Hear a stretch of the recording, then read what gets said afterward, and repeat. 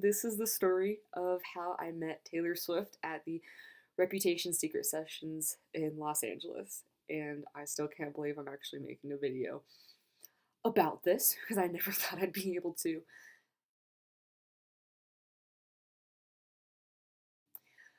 Oh man, where do I begin?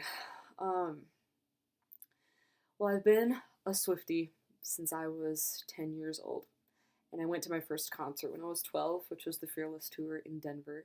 And just like ever since then, she's just been the biggest role model in my life. And I definitely would not be where I am without her and her music. And she's literally been like a big sister to me. And I am forever grateful for her music and everything. And what happened to me was something that I never thought would happen to someone like me because I these things just don't happen to me. That's why I wanted to share this is because it can happen to anyone. This kind of thing can happen to anyone. Um, I also want to tell you guys that I am not trying to brag. Um, I'm not trying to rub it in people's face or anything like that because I've been where you are. If you haven't met her yet, I have been there. I'm just telling my story, and yeah.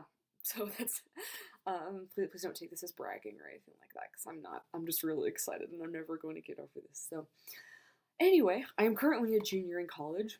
Around October 13th, I was on my Twitter and stuff like that. I hadn't had my Twitter for very long, and I made my Twitter because of Taylor Swift ticks.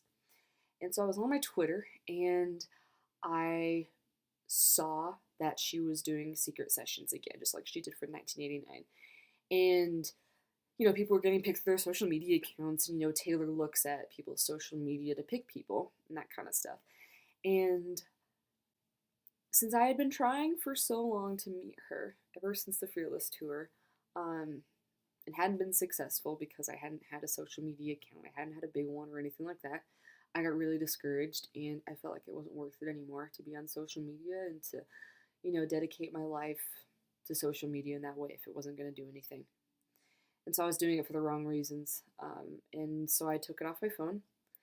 Yet for some reason, I kept the setting on where you get an email if you get a direct message from somebody. And that ended up being, big part of it. So it was October 19th, and I was walking back from class, and it was midterms, and I swear, junior year so far has been a very, very hard year. And, that week I didn't think it could get any worse. I was just really down and depressed and stuff like that. And I got on the bus not expecting anything, okay, because I had deleted Twitter off my phone. But I got on the bus and I opened up my email, and in my inbox it said, Taylor Nation has sent you a direct message via Twitter. And, like in the email, I could see the first line, and the first line said confidential message in all caps. And oh my gosh, you don't understand how hard it was for me to not start screaming on the bus or anything like that because it just came all of a sudden. It came out of nowhere, okay? And so, like, my mom is just as big of a Swiftie as I am, and she loves Taylor so much. And so, immediately when I got the DM, I had to call my mom, and I called her over and over, and she wouldn't answer. So, I called my brother, and my brother picked up the phone after like 10 calls, and he was like, what do you want, Chelsea? And I'm like, Ben, that's my brother's name. This is an emergency. I need you to get our mother on the phone. And he was like, why? And he was like, well, I might be meeting Taylor Swift. And he was like, oh, okay, all right, okay. So he ran out into our backyard and went to go get my mom. And my mom was on the phone and she was just like, oh. And so she hung up and all that kind of stuff. And so then we talked about it some more. We tried to get our minds off of it because I legitimately thought that it was a mistake. And so I just tried to take my mind off of it. Thought it was a mistake. I went to the plant ID lab because I had to study for a quiz that was coming up. And I was on the bus again, and my mom called me. And she asked what Twitter I got the DM on, and I told her that it was mine, the one that I, you know, had used for Taylor Swift ticks, but that was now my Taylor Swift account. And she told me that she had also gotten the same message from Taylor Nation on her Twitter. And I I died, and I literally thought that they had made the same mistake twice. I really did. I was honestly convinced that they had, and that they were just off their game and had made the same mistake twice. Seriously. And it was hard to not think about it at that point. Thought something was going on because I knew she was having secret sessions, and I thought something was going on. It was just so hard to not think about it. But I went to plants and I tried to study. I made note cards and everything like that. I did everything I could to get my mind off of it. I was studying plants. I was talking to my teacher and stuff like that. And I felt my phone ring in my pocket. And I thought it was Taylor Nation calling me. And, obviously I didn't answer as I was talking to my teacher. But after I was done, I said, I have to go. I have to go to work. I have to get some stuff done. So I got out and it was my mom calling me. And she had sent me a text after she called me saying that Taylor Nation just called her. So my mom had just gotten a call from Taylor Nation, and I tried to call her back right away, but the line was busy. So that's when I knew almost 100% that she was on the phone with Taylor Nation again. So she got off the phone and called me back right away. And that's when she told me everything. She told me that that that we'd been invited to a secret event in Los Angeles on October 22nd, and they were wondering if we could make it down there and be able to come to the event. And I knew she had done secret sessions in Los Angeles for 1989, and they said to my mom on the phone, like, we're calling you on behalf of Taylor Swift. And I'm like, just something that I never thought. I can't say enough how much I didn't think this was going to happen to me ever, okay? Sydney from Taylor Nation, the lady that my mom was talking to, said that, we'll be giving your daughter, Chelsea, a call as well to tell her about this. Just, they knew my name. They knew my name, and they knew that I was her daughter, or Taylor knew, because Taylor was the one who invited us. Anyway, so the next day I finally got my call, and it was the same thing, but I could barely keep myself from crying because everything I have ever wanted was about to come true, and I can't put that feeling into words. I got that call on Friday, and we had to leave for Los Angeles on Saturday. So I had no time to think about it. Seriously, I had no time to think about it. All I know is that I'm really glad that I picked up a unknown number from New York. I'm just very glad that I did that, okay? Very glad, because I knew it was going to be a number that I didn't know, so very glad that I picked that up. So I only had like a day to get ready, and I couldn't really think about it because it was just so all of a sudden. Our plane for Los Angeles left at 8:45 p.m. on Saturday night because that was literally the cheapest flight that we could get, like two days in advance. So we got there. We got there around 10:30-ish, and we got to our hotel, which was really nice. It was a really nice hotel. I didn't get any sleep that night. I really didn't. But I got more sleep than I thought I would. Like, I literally didn't think I'd get any sleep.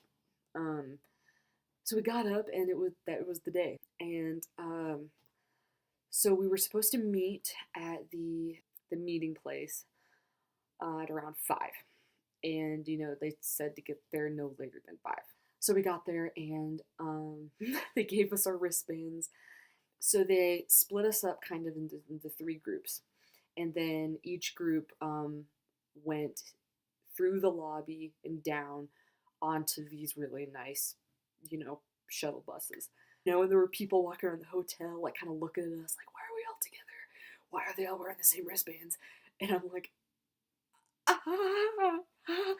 So, oh my gosh. And so me and my mom were with the second group of people that went. And so we got on the bus, and it was kind of dark. It was getting dark. And so we got there, and I remember immediately screaming out, "Her house is yellow! Oh my gosh!" Because it was like on top of it was like on a hill thing. And we went through like 3 gates, okay? And there was security and everything like that. And we had to get out one at a time. And so we had to get out one at a time, and we had to get wanded down again. And then there was a person standing past the security guard that had to check our bracelets or had to check our wristbands, I guess to make sure they were real. And so after we all got off the bus, we lined up um, right next to the gate to go to her pool. Oh my gosh. And that's when they said, "Welcome to the Reputation Secret Sessions," and I screamed. I feel like I was the only one who screamed, maybe because I was just like so, I don't know, but I screamed, okay? So we walked down. We walked down to her pool, and like the sidewalk down to her pool was like with fairy lights. There were fairy lights, and her Spotify playlist was playing, and stuff like that, and it was just magical. It was so magical. And we got down to her pool, and like by her pool, there was pizza and cookies and sushi. She had a bunch of sushi and M&Ms that said rep on them and cookies that said rep on them. They were really good. And just big slices of pizza, right? And like after the third group came and all that kind of stuff, we had spent about an hour-ish by her pool. And then everyone started crowding at the gate, and I'm like, "What's going on? Are we going inside?" So we went inside, okay? And so we went up the sidewalk, and then we took a right, and we walked into her freaking living room, and oh my gosh, I just can't explain how magical it was. Like, because we sat down and we saw the chair that she was going to be sitting in, like right. I was like sitting a little bit to the right of the chair, and they had these cushions and chairs for us, and it was amazing. And so so we were all sitting down and we were all talking. Taylor Swift walks into her living room, and I died. I couldn't cry. There were no tears. It was just shock, and like, she's so beautiful. She wasn't real. I mean, like, so she walked in and she had on these camo capris and the black crop top and these like boots. These really like burgundy boots, and she just walked in and she was like, "Ah," like, yeah, and I'm like, oh my gosh, that was a mess. And I just had my hands up to my face like, this is real. I'm really in her house. I'm in Taylor Swift's house. I'm in Taylor Swift's house. And that's when it really hit me that I was in Taylor Swift's house, because she just walked in. And oh my word. Oh my gosh. And so Jack Antonoff was there. And I didn't know what he looked like until um, Susie, that was sitting behind my mom and I, said, "That's Jack Antonoff." And I'm like, "You mean the guy who wrote Out of the Woods? Oh my word, I have to talk to him," which I never did, and I'm very mad that I didn't actually talk to him.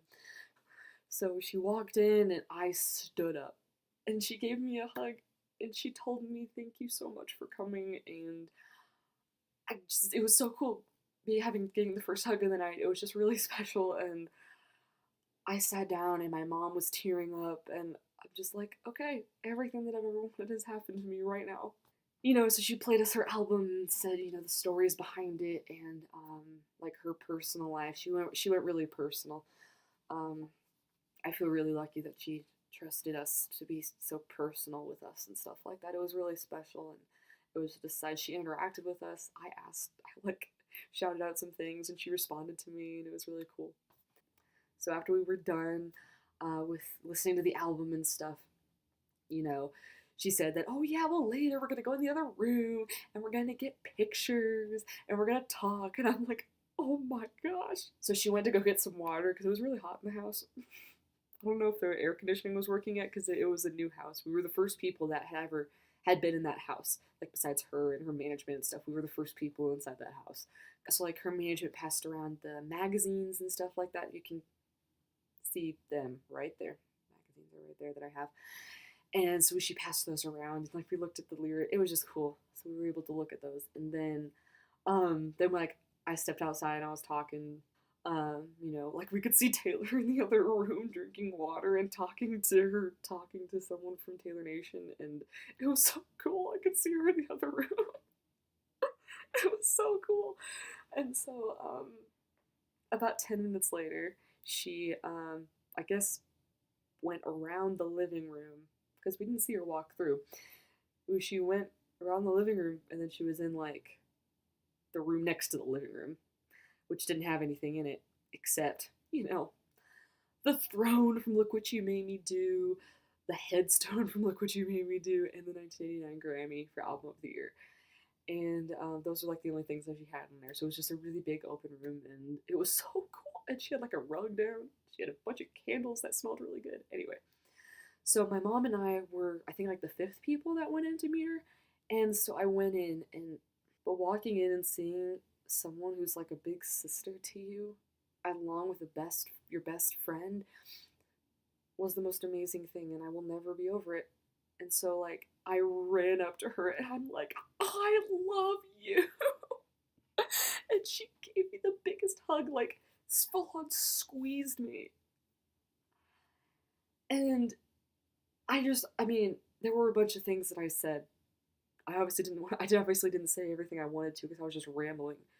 But we talked for like a good 5-6 minutes, which was a pretty long time.